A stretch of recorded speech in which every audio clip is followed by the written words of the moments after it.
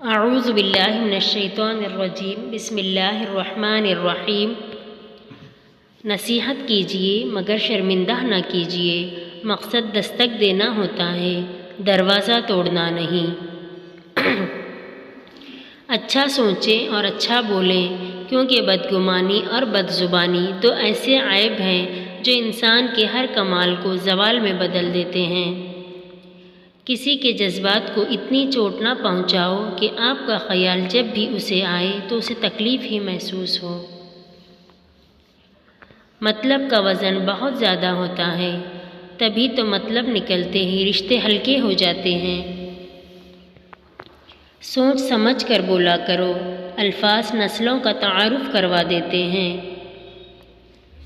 اگر آپ کا ضمیر اور نیت صاف ہے تو اس بات سے کوئی فرق نہیں پڑتا کہ کوئی آپ کو اچھا کہے یا برا، آپ اپنی نیت پر جانچے جائیں گے، دوسروں کی سوچ پر نہیں۔ اپنے وہ نہیں ہوتے جو آپ کی غلطیوں اور عزتوں کا تماشا بنائیں، بلکہ اپنے وہ ہوتے ہیں جو آپ کی غلطیوں پر پیار، مان، بھروسے، احترام اور ادب کا پردہ ڈالیں۔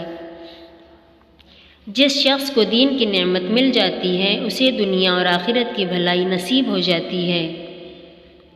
اللہ کو وہ انسان بہت پسند ہے جو اپنی جوانی اللہ کی عبادت میں گزارتا ہے۔ جب معاملات تمہاری پہنچ سے نکل جائیں تو اللہ پہ چھوڑ دو، وہ سب کچھ ایسا کرے گا کہ تم کبھی سوچ بھی نہیں سکتے۔ نہ گورا رنگ حسن کی علامت ہے اور نہ کالا رنگ بدسورتی کی نشانی ہے۔ کفن سفید ہو کر بھی خوف کی علامت ہے اور کعبے کا غلاف کالا ہو کر بھی آنکھوں کی ٹھنڈک ہے۔ نصیب کیسا بھی ہو، نماز اور قرآن سے مدد لے کر اللہ سے جو مانگو ضرور ملتا ہے۔ آزمائش میں اللہ اذیت دینے کے لیے نہیں ڈالتا بلکہ کچھ سکھانے کے لیے ڈالتا ہے۔ جتنی جلدی سیکھ جاؤ گے اتنی جلدی وہ دور ہو جائے گی۔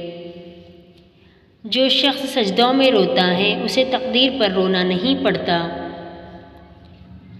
خود کو اخلاقی طور پر سنوارنے میں اتنا وقت صرف کرو کہ تمہیں دوسروں پہ تنقید کرنے کی فرصت ہی نہ ملے۔